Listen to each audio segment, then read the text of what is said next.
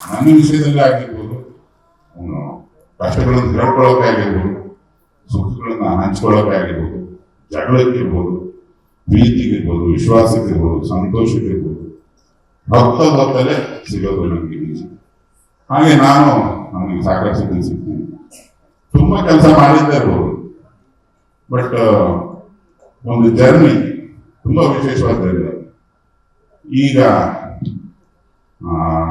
ತಂತ್ರಜ್ಞಾನಿಗ ಕಳೆದ ಒಂದು 2-3 ವರ್ಷದಿಂದ ಅವಾಗಲೂ ಸಾಕಷ್ಟು ಸಿಕ್ಕಿದ್ದೀವಿ.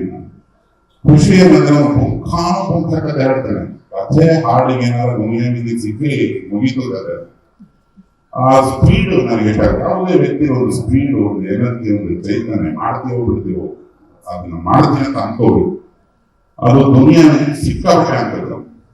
ಒಂದು ಸಣ್ಣ ನಾಟ್ ಹೇಳಿದ್ರೆ ಸಾಕಾದ್ರೆ ಎಕ್ಸ್ಪ್ಯಾನ್ಷನ್ಸ್ ಎಲ್ಲ ಹೇಳ್ತಾ ಹೋಗುತ್ತೆ.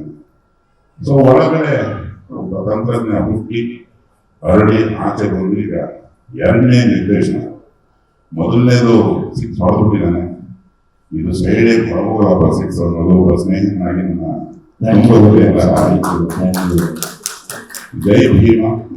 ಮತ್ತೆ ಇಂಥ ಒಂದು ಸಂದರ್ಭದಲ್ಲಿ ನನ್ನ ಮತ್ತೆ ದುನಿಯಾ ವಿಜಯ್ ಅದು ಒಂದೇ ಬೇಕಾದ್ರೆ ನಾವಿಬ್ರು ಇವತ್ತಿಗೂ ಮೆಚೂರ್ಡ್ ಆಗಿಲ್ಲ. ಅಷ್ಟೊಂದು ಒಂದು ಸಣ್ಣ ಮೆಚುರಿಟಿ ಈ ವರ್ಷದಿಂದ ನನಗೂ ಮತ್ತೆ ದುನಿಯಾ ವಿಜಯ್ ಇಬ್ಬರಿಗೂ ಬರಲಿ.